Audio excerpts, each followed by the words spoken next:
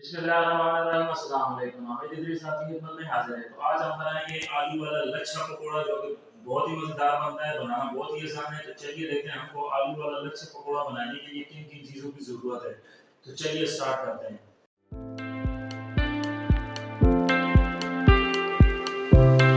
तो सबसे पहले फ्लेम को ऑन कर लिया, कढ़ाई को चूल्हे पे चढ़ा दिया, उसमें मैंने पानी ऐड कर दिया। मेरे पास है 1 kg आलू, जो मैंने छील कर उनको बॉयल के लिए कढ़ाई में रख दिया और मैंने इनको हाफ कुक करना है।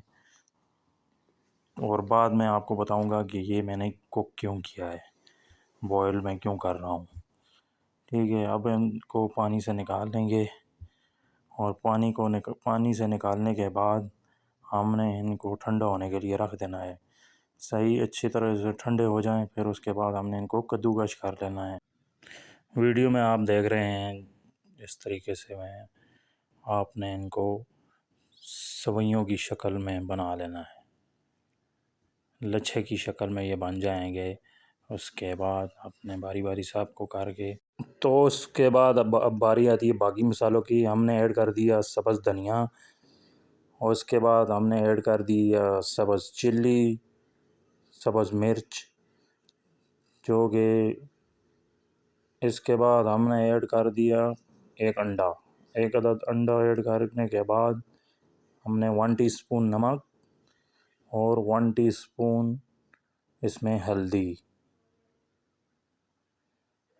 इसके बाद हमने कॉर्नफ्लोर ऐड करना है 2 टेबलस्पून, 2 खाने के चम्मच मैं ऐड कर रहा हूँ।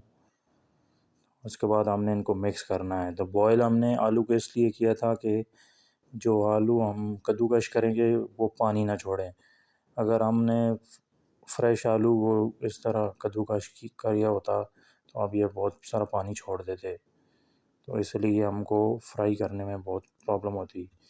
तो हमने एक छोटा पैन ले लिया, उसमें हम ऑयल ऐड करेंगे।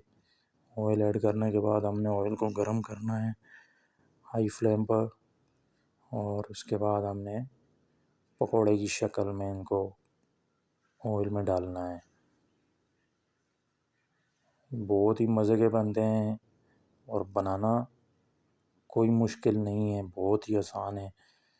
सिर्फ आप ट्राई करें, घर बार ज़रूर ट्राई करें और हमें कमेंट सेक्शन में ज़रूर बताया करें कि हमारी रेसिपी आपको कैसी लगी। माशाल्लाह बहुत ही प्यारी लुक आ रही है। अब हमने इनको डिश आउट कर लेना है। आप ये दिन को चाय के वक़्त बना सकते हैं और बाकी कोई मेहमान आ जाए तो बना लें, बहुत ही मज़ेदार बनते हैं। उम्मीद करता हूँ आपको मेरी वीडियो पसंद आई होगी। लाइक एंड शेयर करना ना भूलिएगा, सब्सक्राइब के बटन को दबा दें, साथ में बेल आइकन के बटन को भी दबा दें, ताकि मेरी हर आने वाली नई वीडियो आप तक आसानी पहुंचती रहे। दुआ में याद रखिएगा। अल्लाह हाफ़िज़।